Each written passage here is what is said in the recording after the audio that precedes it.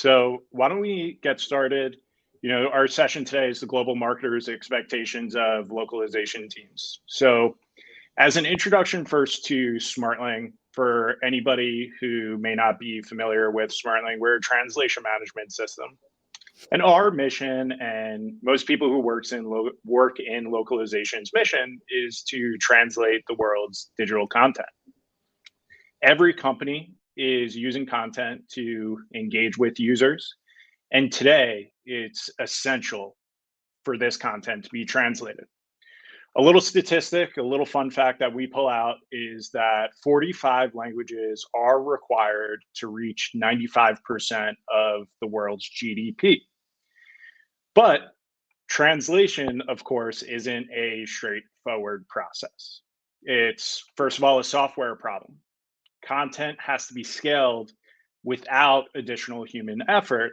But then it's also a human problem because language is nuanced. Language translation requires human input. Over the past 11 years, we've developed a compelling solution adopted by over 1,000 worldwide customers to tackle localization. And now, when we're talking with our customers or prospects or folks we meet at conferences like this one of the things we always talk about is how having a system of record for all of your global content right now is very important. Because even if you're not translating every touch point today, you will be soon. On the surface or during initial conversations, some people say to us or think, okay, I'll translate my website, I'll translate my product, and you'll be all set. But what about the help center? What about the welcome emails, the reports, the payment portals? The list goes on and on, as you can see on the screen right now. And this is why localization is an organization-wide effort. All right, so let's go ahead and have some fun with this. We don't have a poll, but we'd love for everybody to drop in the chat. If there was one word or phrase to describe the relationship between your marketing team and localization team, what would that be? And Jordana, I'll put you on the spot. So for Rover, how would you describe that relationship?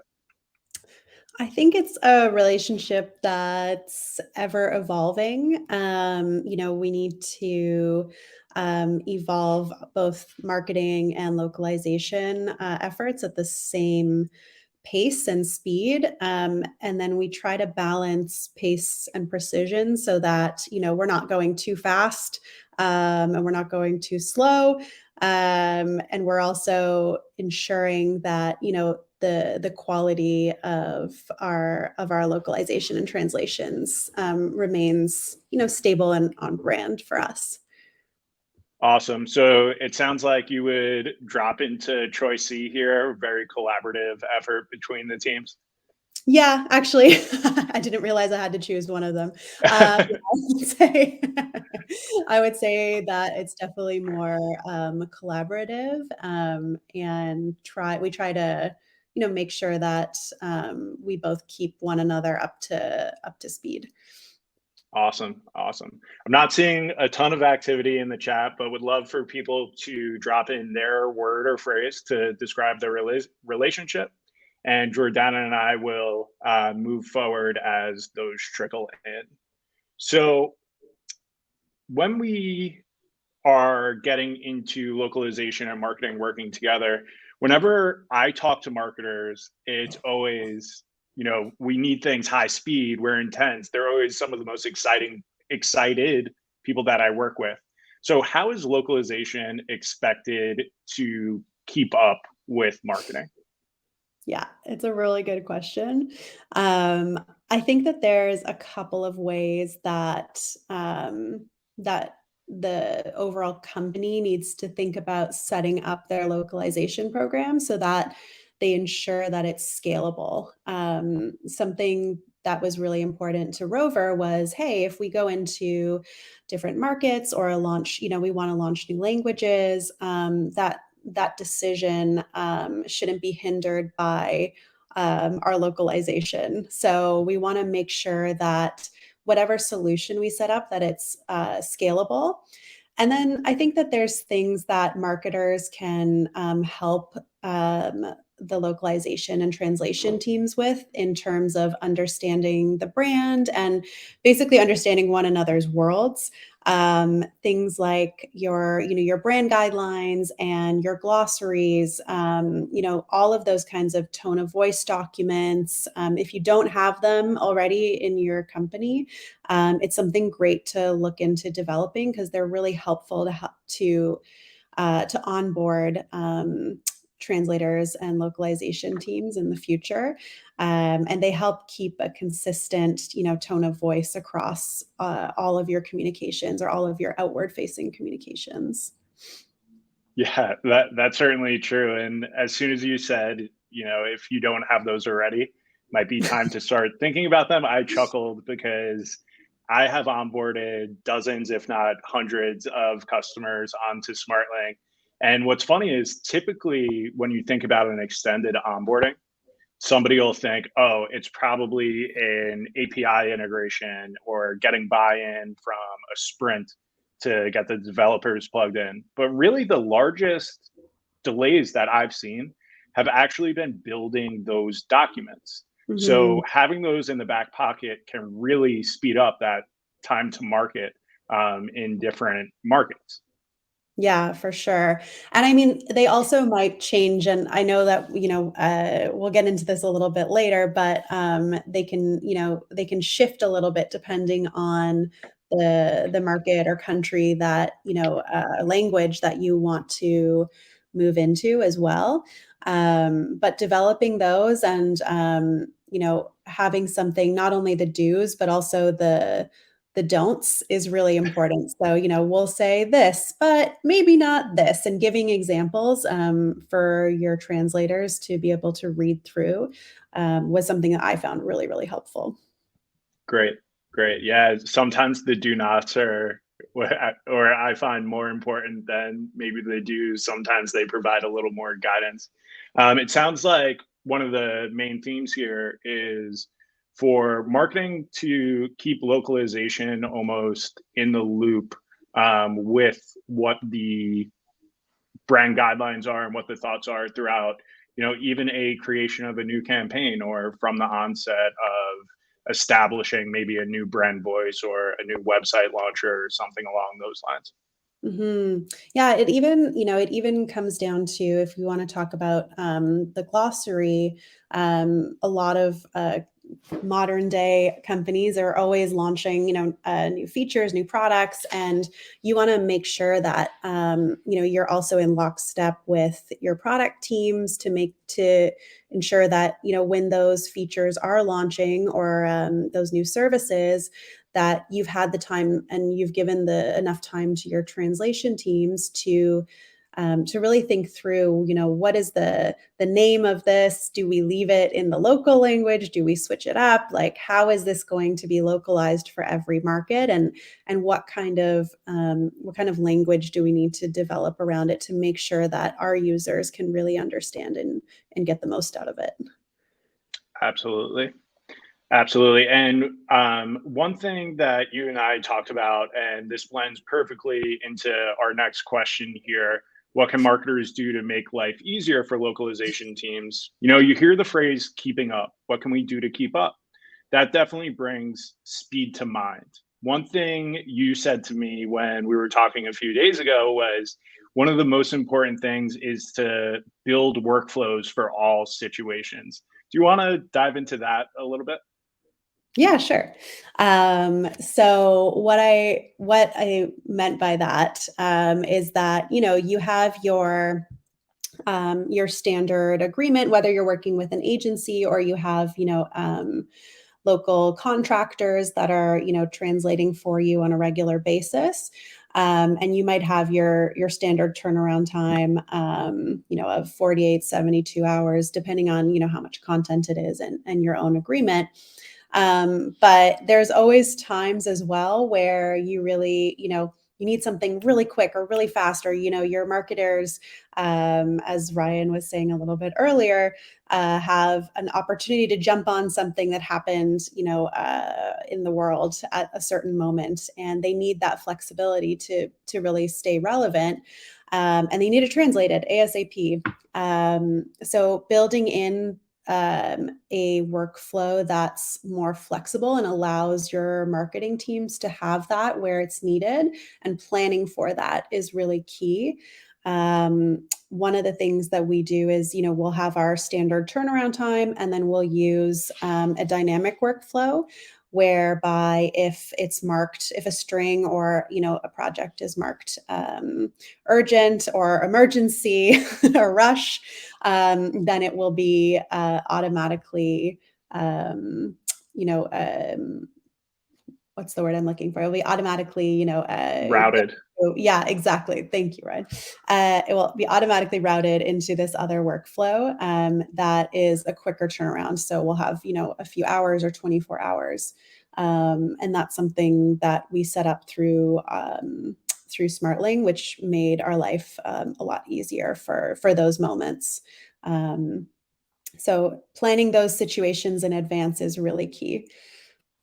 Right. Yeah. So for anybody who's not familiar with the SmartLink tool, just to expand on Jordana's comment there, we have our regular workflows, which are linear. Probably most common content is requested for translation.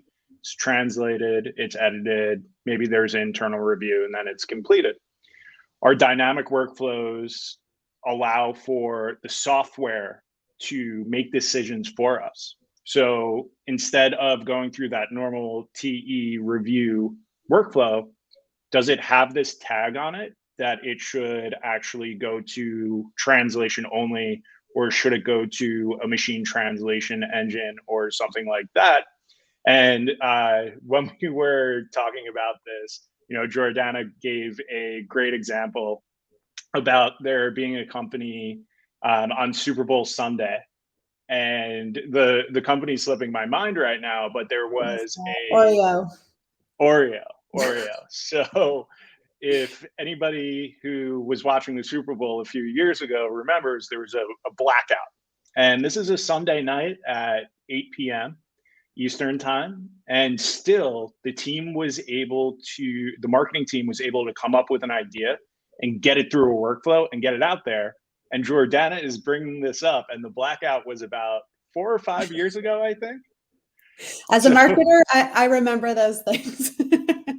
Well, I think, what's pretty amazing is that's how you capture attention, right? Not only did they act on that, but they got it out into different languages so quickly, which is really amazing, and shows how prepared that team was, which is a really, really cool story. So I know there are a few other things that I'm sure we could spend a full hour just talking about this question. So far, we've hit on workflows about making life easier for localization team, and looking in the chat, there are mixed answers between marketing and localization teams being collaborative and then being separate. So I think, part of what we can think about here and probably talk about a little bit more is how can we make it easier for the teams to collaborate? What else can marketers do for localization teams to make things easier? Yeah, there's a lot of things. Like you said, we could spend an entire hour, or actually, I've spent much longer before speaking about that. But things like visual assets are incredibly helpful. So if the marketing teams have any mock-ups or drafts, it doesn't even necessarily need to be marketers. I mean, our product and UX design teams often will share mock-ups in Figma, and it really just gives that visual that is really important in a lot of languages. A lot of things that I, realized when we were localizing and learned through my team were, the differences between the word cancel in some of the Nordic countries can differ so greatly, whether you're canceling a button or a page. Sorry, you might be able to hear my dog just walking behind me. Um, whether you're canceling a page or whether you're canceling a booking could be completely different translations. So that context is really important. So whether that comes through as, a screenshot or something, a video, record, even if it's, a mock-up in Figma, which is a common tool used by a lot of UX designers. Those can really make or break the understanding for the translators and what you get in the end.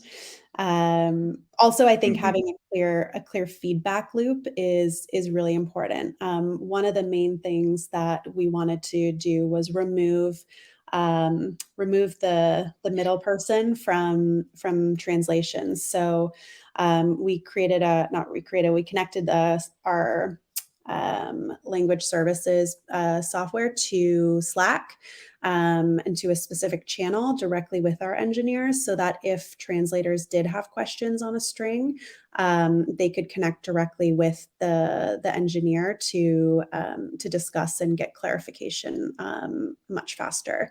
So, there's things that you can do to really smooth out the process. It's not something that happens overnight. It does, it takes a lot of time to identify those pain points within each organization and to solve for them. But these things can make life a lot easier. Definitely, and there's a lot there. All right, so one of the first things you mentioned was around visual context, and you gave the example of cancel. I actually just worked with a client to clean up their translation memory because the word contact was throwing them a fit because there was the verb contact, as in contact us, and then there was contact, as in who is the contact Mm, for this specific right. department. So there was translation memory being automatically applied in different places, and the word contact was being swapped out. So that visual context of being able to see, is this a table with somebody's names underneath it, or is it a button, was so important to get things right. And even if it's not visual context, providing something like string instructions or Mhm. proper variant labeling, right, really, Yes. Yeah. really helped out the linguist. Yeah. Actually, I might need to speak to you about that after. Some glossary things that we need to clean up as well. You have my email, just let me know. So yeah, so visual context is actually a great example because when working with translators, the number one thing SmartLang Language Services hears from our translators is that visual context is the biggest helper in getting translations right the first time. That's what I talk to customers about all the time. What we want to get to with our translation process is getting translations right the first time. And Jordana, when you were talking, one thing you said, and boy, do I know this is true, you said it's not an overnight process to get it perfect. And you talked about that feedback loop. And this is one thing I always love to be upfront and clear in communication with customers about. The first stab we take at translating your content is probably not going to be perfect, but we'll never say no to direct and specific feedback, right? The number one thing that we probably hear, and probably any LSP hears or any localization team hears, is this sounds machine translating. It's a very, very common feedback about any translation that might be deemed poor. But when we're given that feedback, we're not sure what to do with that feedback. If you say this string and this phrase is translated in what I would consider a machine translation way because of X, Y, and Z, that is incredibly helpful. And we're always, always happy to go back, retranslate content, take another shot at it, and see what we could do. The way I explain this to my customers is, I speak fluent English. I won't say perfect English because I'm from Staten Island, New York, and we have our own language out there. And Jordana, you speak, from what I can tell, perfect English What yourself. what most people in the office call Canadian English. So I you was speak explaining to perfect Spain, it Canadian English. got worse. That's great. That's great. And the reason I point that out is because there is going to be a number of things that you say, and grammatically it's correct. But if Ryan Seuss is saying it, I'd probably say it in a different way. And then when I look at that, I might subjectively say, hey, that's not how I would say that.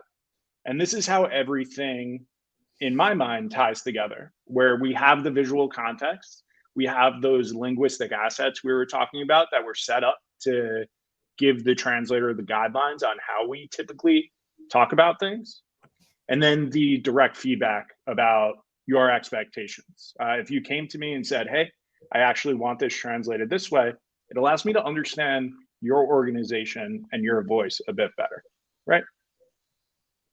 Yeah. Can I offer one quick little anecdote on that topic, Definitely. just very quickly?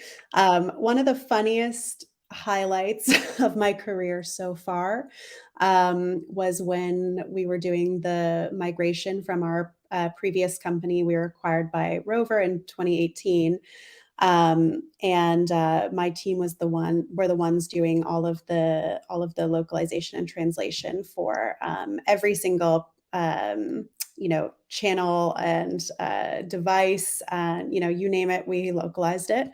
And there was one feature in our app that is for dog sitters to, after they've taken a dog on a walk, it's to notify the owner. They'll get a little card that shows, a photo of the walk with a map of where they went.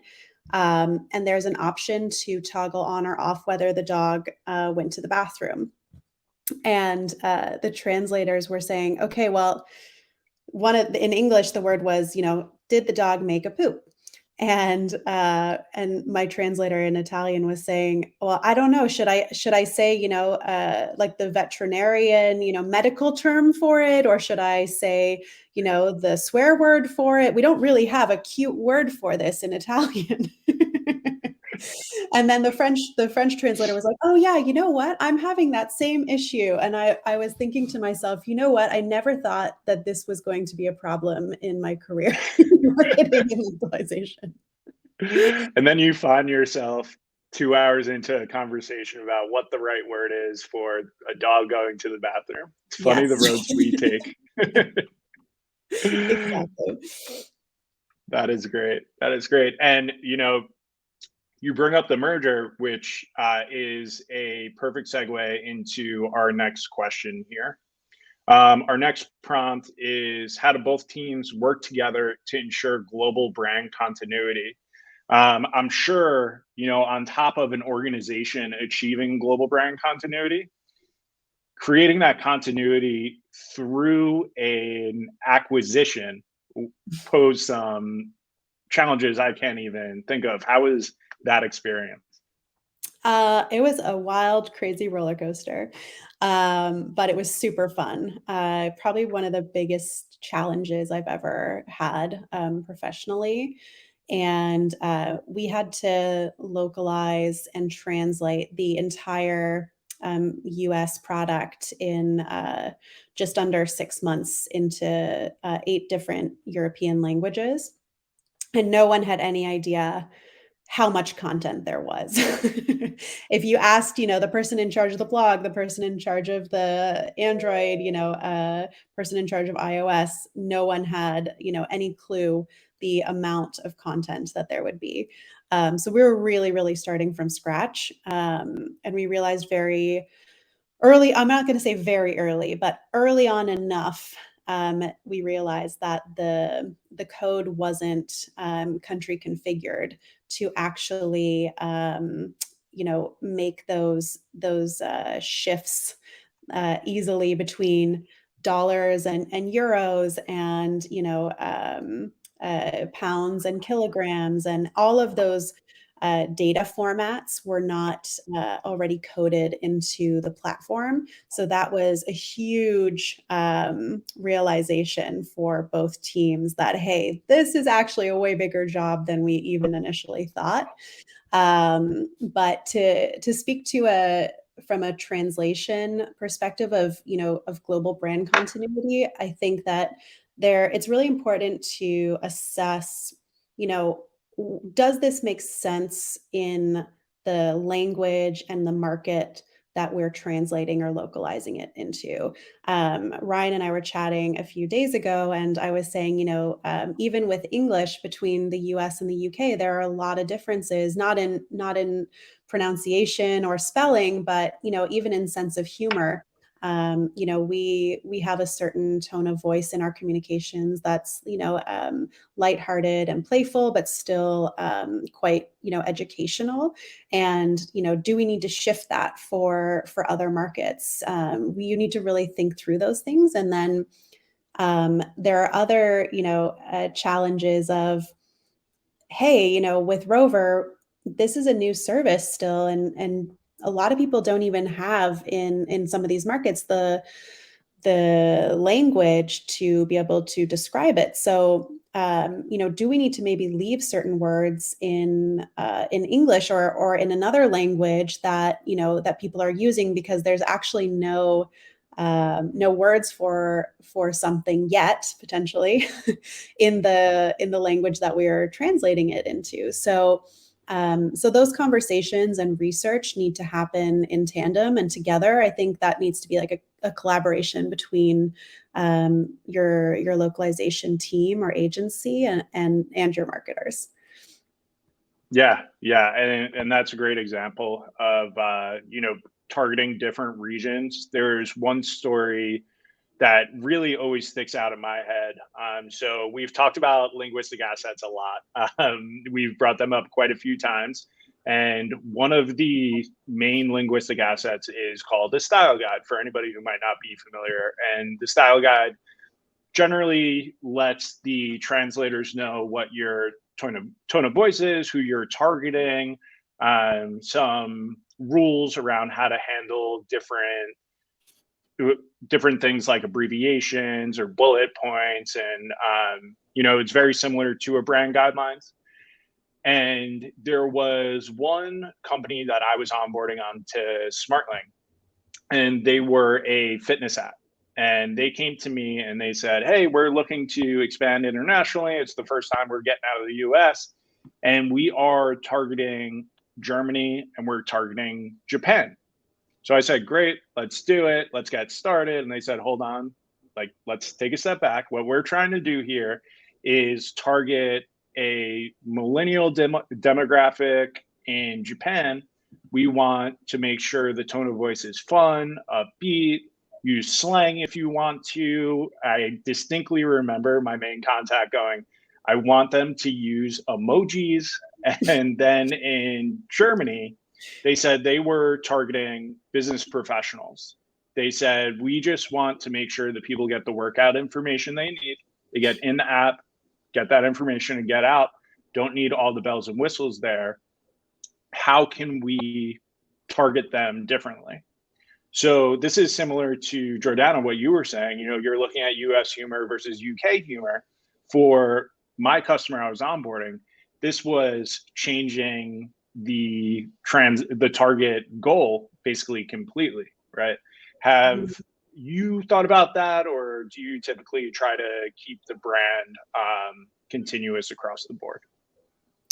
Oh no, we're always thinking about that. Yeah. I think that's really important, and the key really for us is, we have to be locally relevant, and we also want to be, no one ever wants to come off as tone deaf, and we put a lot of effort into understanding the not only the language, but the culture and how people feel about their pets.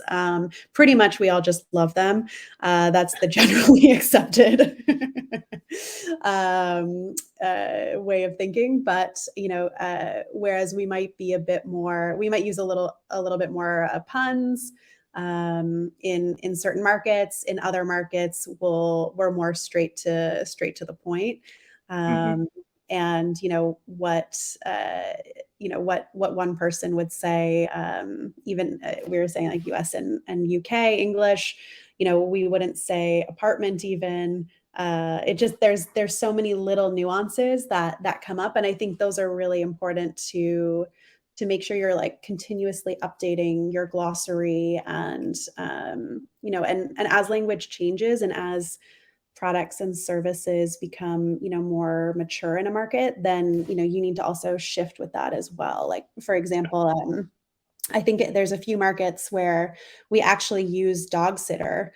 I believe it's in France, because people are searching more in English for that service, even if their language settings on their computer are in French, because there isn't really a great word for it, or for dog boarding. Hmm. And we're constantly kind of making sure that's the relevant term, because we want to be able to provide that service for people when they want it. That's that's super interesting. Just thinking about that, you're almost creating, especially in your industry, since it's so unique and so new, you're creating some words that might become common language in the future, right? So Yeah, just thinking about that is kind of like a mind blowing thing right there. yeah, yeah. All right, great. So let's move ahead here into a little bit about metrics. So, metrics is always a hot topic. We're living in a world where data is king, data runs the world right now. And whenever I am approached by a customer and I say, hey, what are you looking to do here? What are your goals? Basically, the message is, hey, I want the translations turned around basically instantly. I want them at the highest quality as humanly possible. And then I want them as close to free as possible, right? So those kind of break down into speed, quality, and cost, which is what I talk to customers a lot about, and finding that perfect balance for them in that triangle. Which do we have to spend a little bit more? Delivery yesterday, I see in the chat the amount of times I've heard that.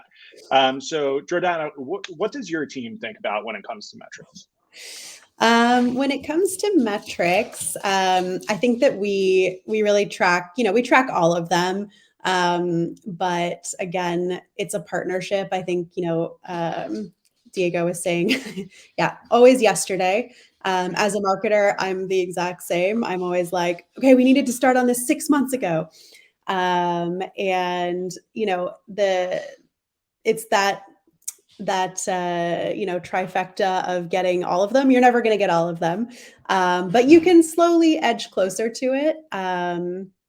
I think that the quality is the key there, because if you don't have the quality of the translations, that's going to break the trust with your users, and your customers for your product or service. So that's really the one that I like to focus on. I kind of developed the quality threshold first, and then was like, hey, it's going to cost us this much, after looking at a few different areas.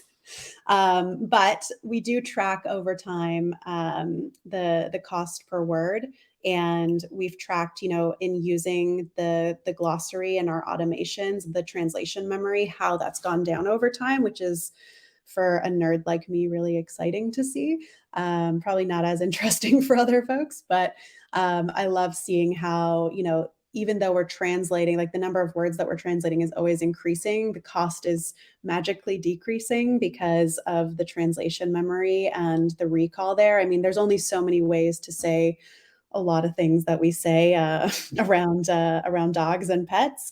So that's been really exciting to see, and being able to improve on that over time is really great. And then that directly impacts your speed as well, right? So the more Right. translation memory you have, the more automations there are. But you do need to watch out for those tricky situations that you were mentioning, Ryan, when contact doesn't mean contact. Exactly. So the first thing you mentioned, and you said what I don't want to misquote you, but what you almost said you basically prioritized first was evaluating quality. Mhm. Now, this has always been something difficult for me as a CSM to talk to customers about because, like we discussed earlier, quality is super subjective.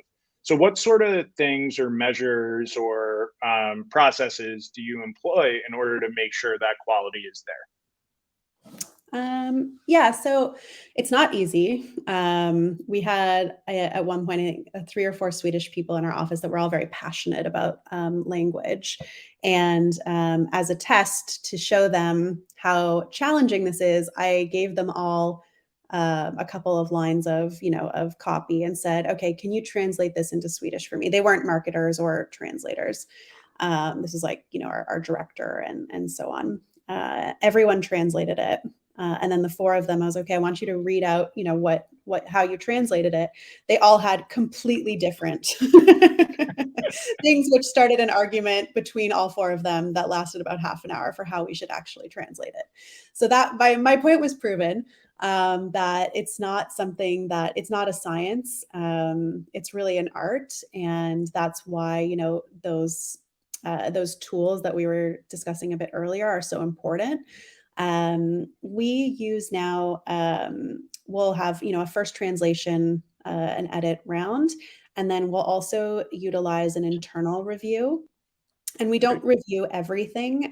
We decide, a certain chunk of our content will go through a review, and it has to meet, a benchmark that we set to make sure that it goes through. And we'll have a service like operations cutoff point where if a certain language is reaching too many comments, even if it's not necessarily wrong, it's just maybe, hey, this is a little bit off our tone of voice, or there's different areas that you can mark up. I think it's called the LQA tool, Right. um, in Right. Smartling. Yeah. And we'll use that to kind of report on the quality measures. And we're always evolving that as well. So that was something that I think we implemented in the last year or so. Yeah, that tool rolled out about 6 months ago. So LQA, Linguistic Quality Assurance tool, and basically it's a place where reviewers can go in and give very, very specific feedback on strings in a more quantitative way than we're used to seeing about quality. Typically, it's feedback that's general, or not able to put into a CSV and then pull into whatever data tools you're using. With this tool, we're allowed to say, okay, this was an error because of a tone of voice error. Let's say it's a 5 out of 5 severity, and we're able to actually evaluate the translations using Mhm. that tool. Yeah. Yeah, I've always found, speed. We can look at how long did it take for content to get to published or through a workflow step and identify bottlenecks in our workflows.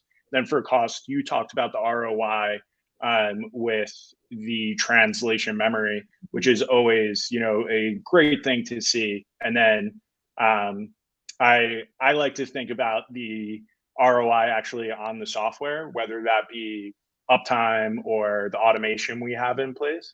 I like Mhm. to expose that to my customers as well when we talk about how their localization process is actually saving them money, where Mhm. sometimes people might not think about these different ways, that we're improving workflows, which is Yeah. great.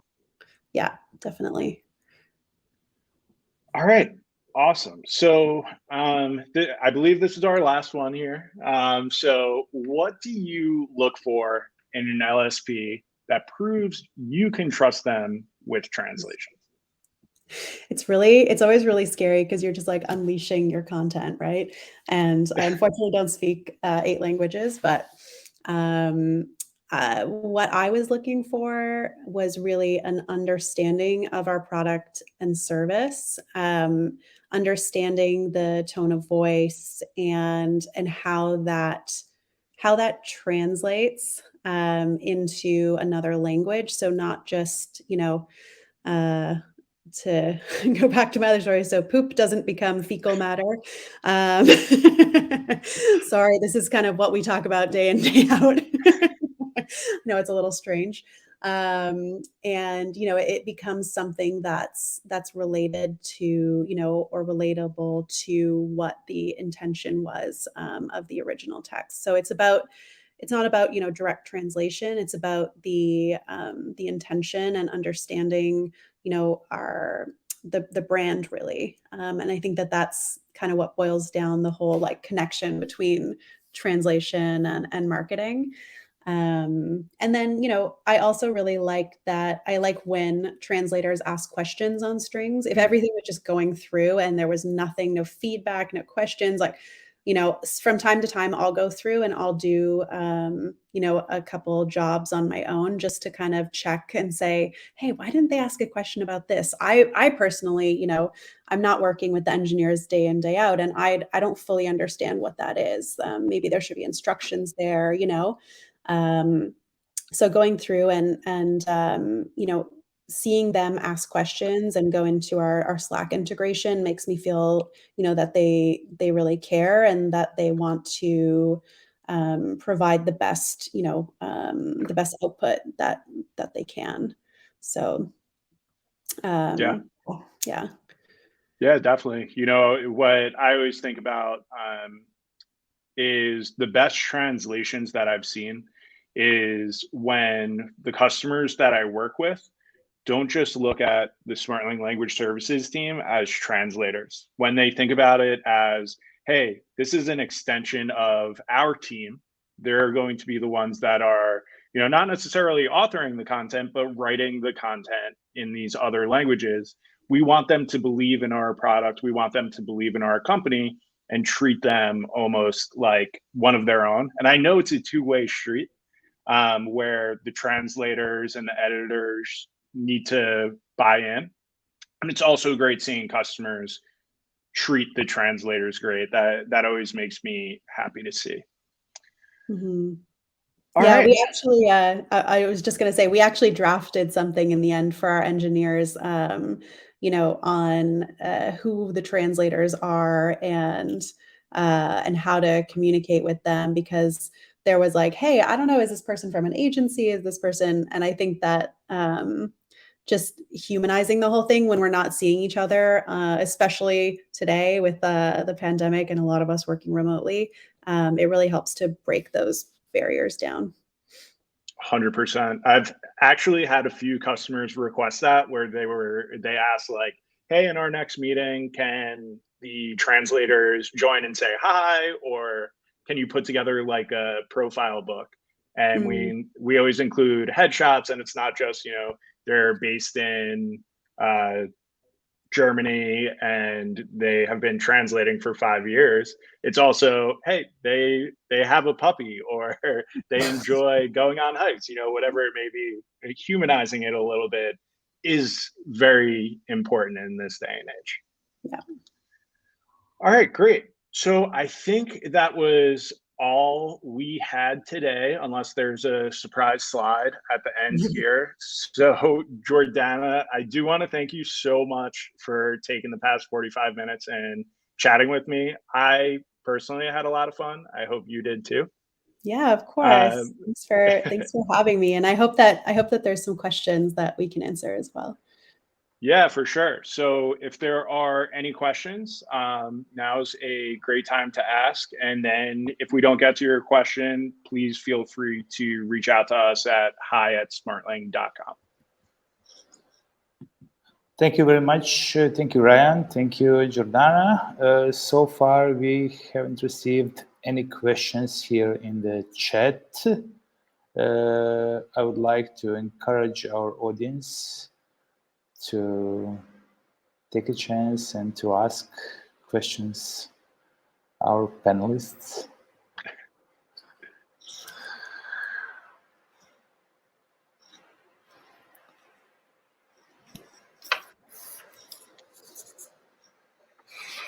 I have actually several notes here.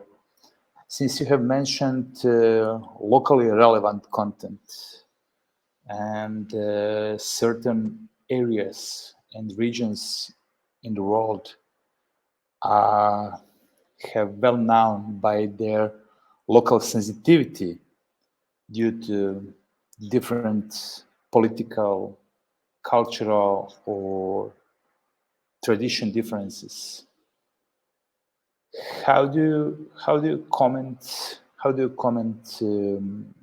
marketing localization in that context? Do you have any comments about that? Yeah, so I'm happy to take a stab at that first.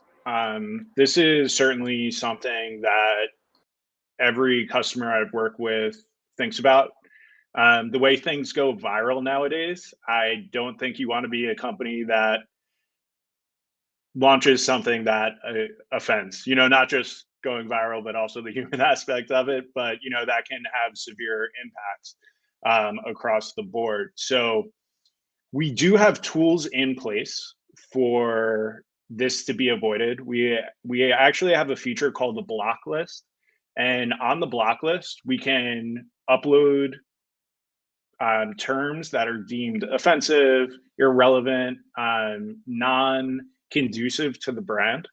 And that way, when a translator goes, if a translator is typing along and types in one of those words, an error pops up and says, we're not going to let you submit that. The team, Rover, for example, actually uploaded that term to their block list. So we have that from a software perspective in order to prevent it. The other thing from a language services perspective that we do is we try as hard as possible to have local people actually working on the content. So if you're translating into German, hopefully we have somebody in Munich, right? Or if you're translating into Italian, we have somebody in Rome. There are cases where there are people in other areas, but we want to make sure that our translations are as immersed in that local culture as possible. Jordana, I'm not sure if you have anything to add there. Yeah, I would say that also applies for something that is, would be okay to say in one language, but if you directly translate it into another language, it's, it's all of a sudden a swear word now. So I think that having people that understand the language, because you can't cover everything, you can't cover every situation ever. But having people that are either in country or understand the language, and Ryan, you and I discussed this at one point as well, like moving localization further up the product journey or the funnel of the creation of a new feature or service is really important to get that insight early on. So you don't end up at the end ready to launch and then everyone is telling you, hey, actually that doesn't translate in XYZ languages. So I think that's really key.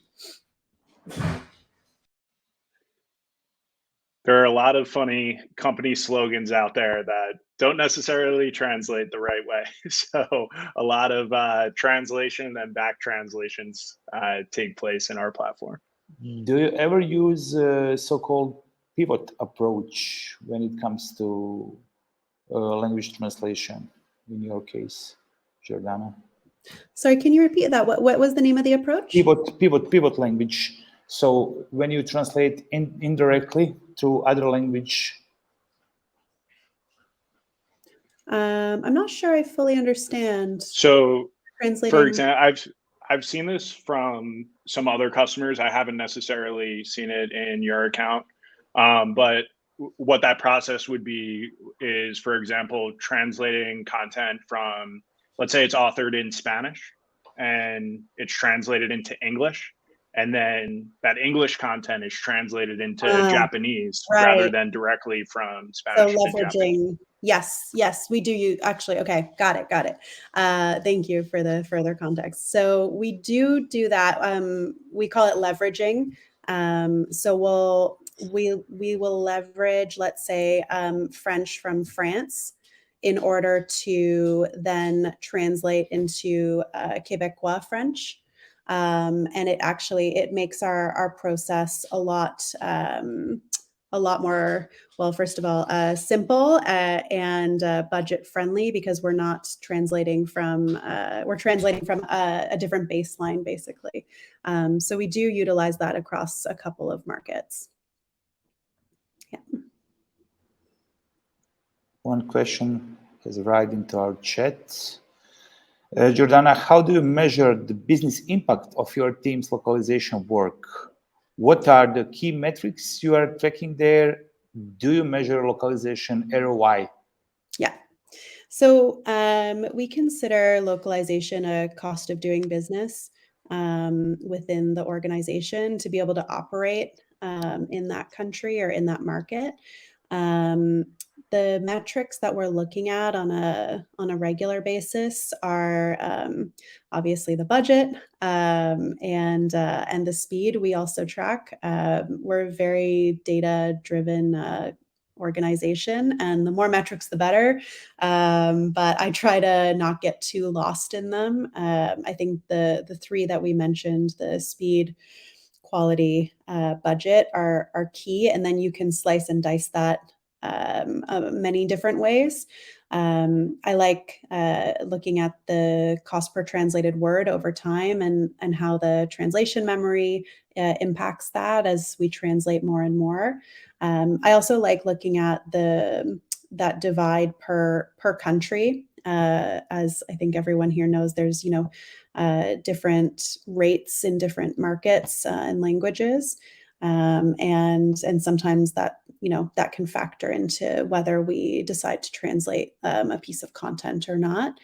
But I think those are really the key metrics. And then in terms of measuring the business impact, we did an exercise recently that we took a couple of our key languages and did an audit of various user flows, and went through with our own rating system to really look at the quality of all of the not only the translations, but how does this fit within the UX, and flag all these issues and little bugs that aren't things that are going to necessarily make a user not be able to use your product, but they can degrade trust over time. And then we looked at that and measured, okay, how many of these issues or bugs were things that we could fix, the product team could fix, that the design team could fix, that the localization team could fix. And we looked at it kind of as a breakdown that way to say, okay,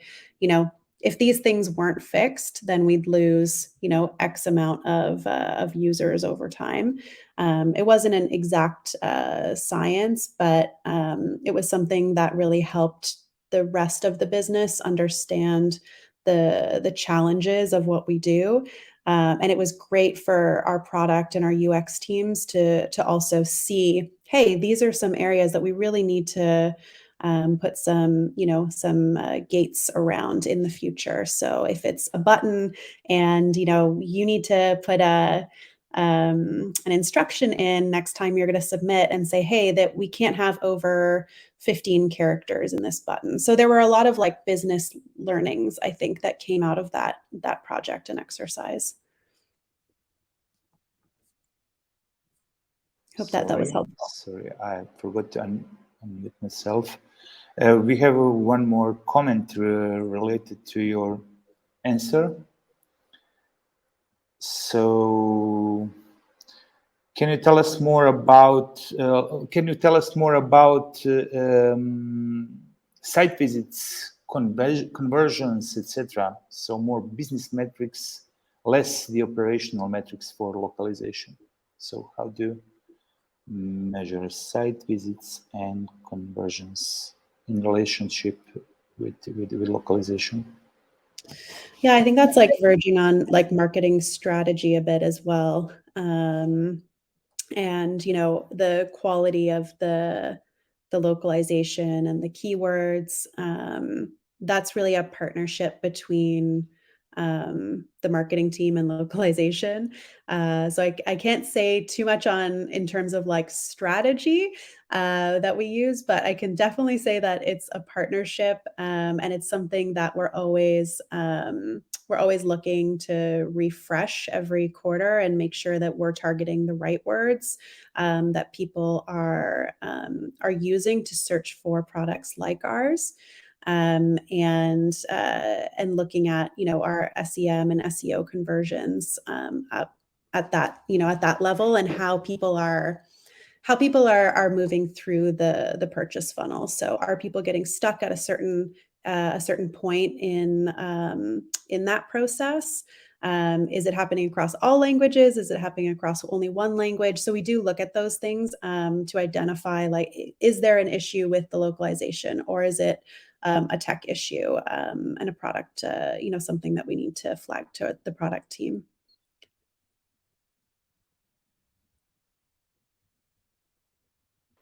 Okay, thank you very much. It seems that we don't have any additional questions, and we're about to enter the last minute of our planned timing. So I think that we can wrap up the session. I would like to thank you guys for your valuable inputs. Thank you for sharing your wisdom. And I hope that our audience enjoyed the session as much as we did. Thanks so much. Thanks a lot. Thank you.